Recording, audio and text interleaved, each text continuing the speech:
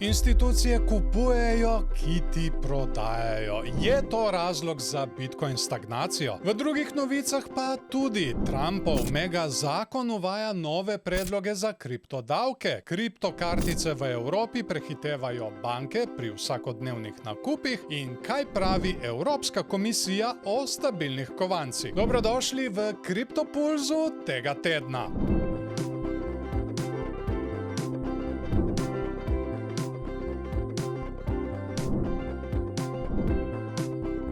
Čeprav so številna podjetja in vlagatelji iz Wall Streeta začela množično kupovati Bitcoin prek ETF-ov, njegova cena že več tednov ostaja skoraj nespremenjena. Po mnenju analitika Charlesa Edwardsa je razlog v tem, da dolgoročni imetniki Bitcoina, pogosto imenovani OG-ji, prodajajo svoje kovance institucionalnim vlagateljem, ki šele vstopajo na trg. Vse to ustvarja pritisk na ceno, saj novi nakupi zgolj nadomeščajo obstoječo prodajo. Kljub temu se število podjetij, ki dodajajo Bitcoin v svojo zakladnico, hitro povečuje. Med njimi so celo nepremičninske družbe in rudarska podjetja. Trgovci trenutno še vedno čakajo na pomembne ameriške gospodarske novice, kar pomeni, da se cena Bitcoina še naprej giblje v ozkem razponu med 102 in 110 tisoč dolarji. Kdo bo zmagal, institucije ali OG-ji? Ameriški senat razpravlja o obsežno davčno-proračunskem zakonu, ki ga podpira predsednik Donald Trump. V razpravi so se pojavili tudi predlogi, ki bi lahko pomembno vplivali na kriptosvet. Senatorica Cynthia Lummis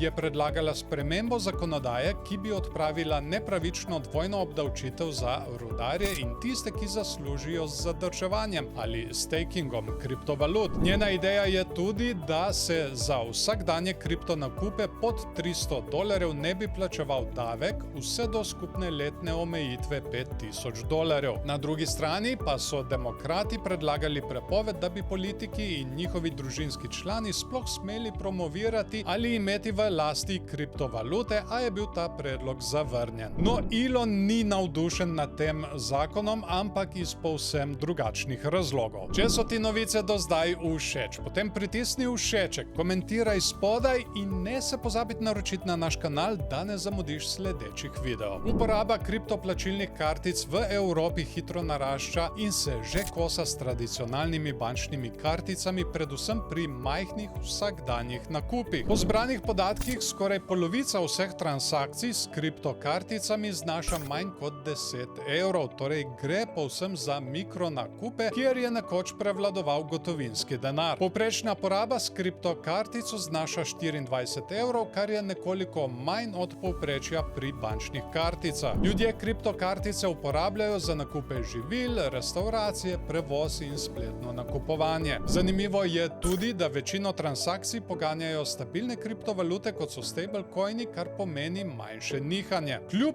rasti pa banke, kot je Barclays, uvajajo omejitve za nakupe kripta preko kreditnih kartic, saj jih skrbi zadolževanje uporabnikov in pomanjkanje zaščite v primeru izgub. Zelo zanimivi podatki. Evropska komisija se glede stabilnih kriptovalut zavzema za bolj sproščen pristop kot Evropska centralna banka, ki opozarja na nevarnost begov iz bank in nestabilnost. Evropska komisija tako meni, da so ta tveganja v praksi zelo nizka, saj večina teh kovancev kroži in ima rezerve zunaj EU, predvsem v ZDA. Po mnenju komisije je obstoječa zakonodaja MiCA dovolj močna, da zajezi morebitna tveganja in da bi preostro reguliranje omejilo razvoj inovacij in globalno uporabo kripta. Stališče komisije je razveselilo kriptoindustrijo, saj pomeni, da izdajateljem ne bo treba ločevati med kovanci, izdanimi v EU in drugo. Tako bo uporaba stabilnih kovancev ostala preprosta in enotna, kar je pomembno za uporabnike in podjetja, ki poslujejo čezmejno. Kar pozitivna novica iz EU območja. Hvala vam za ogled in se vidimo v naslednji epizodi.